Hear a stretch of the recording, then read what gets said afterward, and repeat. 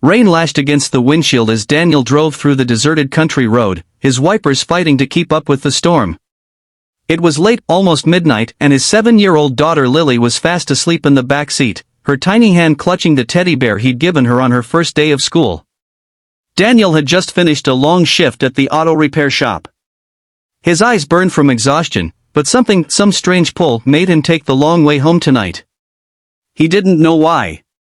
Until his headlights caught something that made his blood run cold. A body. Lying on the side of the road, barely visible under the rain. He slammed the brakes and jumped out, his boots splashing in the mud. The woman was curled up, motionless, her face bruised and pale. Her clothes were torn, and one of her legs twisted at an unnatural angle. She was breathing, but barely. "Hey! Hey, can you hear me?" Daniel shouted over the storm, kneeling beside her. Her lips trembled, but no words came out. He scooped her into his arms, feeling her fragile body against his soaked jacket, and carried her to the car. Lily stirred awake, her sleepy eyes widening. "Daddy, who is she?" Daniel looked into the rearview mirror, rain streaking down his face. "I don't know, sweetheart," he whispered, "but she needs us right now." That night changed everything. When the doctor finally came out of the emergency room, Daniel was pacing the hospital corridor, heart hammering. "She'll live," the doctor said, removing his gloves. But her spine was severely damaged. "She may never walk again." Daniel swallowed hard. "Can I see her?"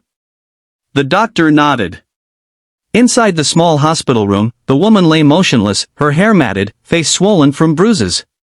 Daniel sat beside her, feeling something deep stir in him, a mix of anger and sorrow.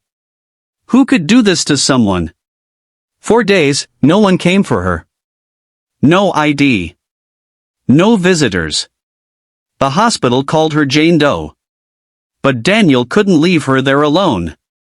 Each evening after work, he brought her flowers, or books he found at thrift stores.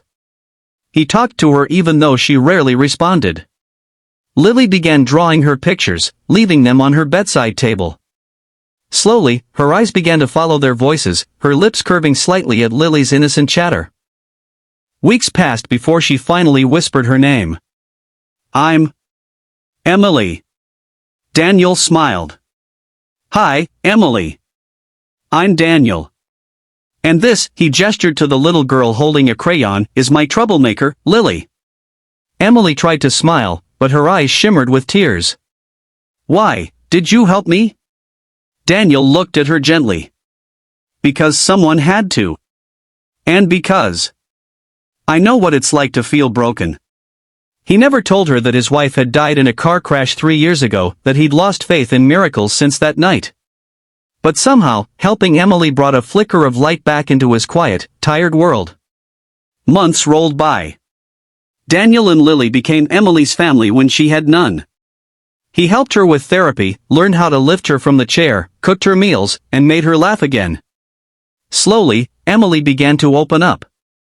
Until one night, as she stared out at the setting sun from Daniel's porch, she said softly, "You don't know who I am, do you?" Daniel frowned. "You told me, Emily." She turned to him, eyes filled with both fear and regret. "Emily Carter. The CEO of Carter Holdings." Daniel froze. That name was everywhere, in newspapers, on billboards. A billionaire woman who vanished 6 months ago after a scandal shook her company. Police suspected foul play. She'd been on the news for weeks. "You're that Emily?" he whispered. She nodded. "They tried to kill me. My own fiancé.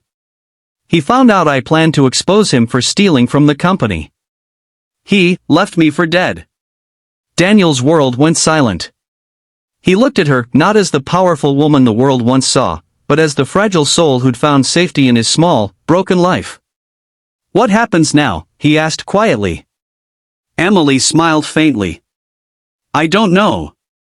But for the first time, I'm not afraid anymore." It took months of courage for her to face the world again.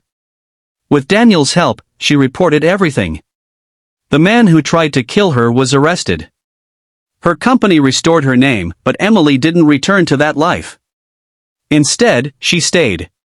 Not because she couldn't walk by then, therapy had helped her move a few steps with support, but because she'd found something money could never buy, peace. One evening, Daniel found her sitting by the lake near his home, the golden light dancing across the water. Lily ran ahead, laughing, as Emily smiled softly.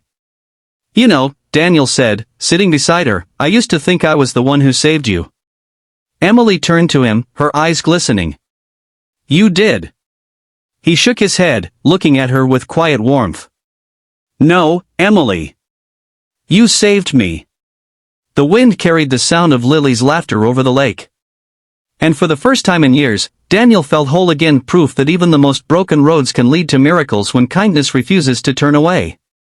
And as the camera slowly pulls back Emily's wheelchair beside Daniel's chair, Lily's voice echoing in the distance, the story ends where it began, on a lonely road, where one act of compassion changed 3 lives forever.